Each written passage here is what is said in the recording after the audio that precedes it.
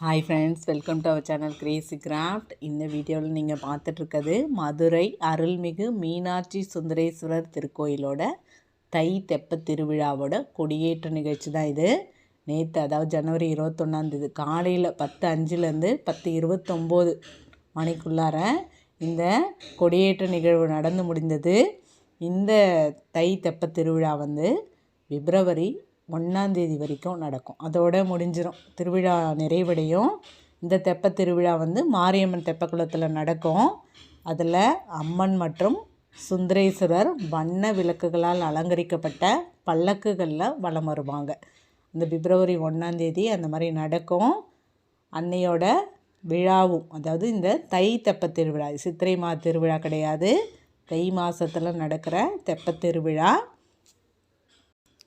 இந்த நிகழ்வு நல்லாயிருக்கும் பார்க்குறதுக்கு. அதாவது அந்த நைட் டைமில் நீங்கள் அந்த இதில் தெப்பத்தில் பார்க்கும்போது அவ்வளோ அழகாக இருக்கும் சாமி அந்த லைட்டு வெளிச்சத்தில்.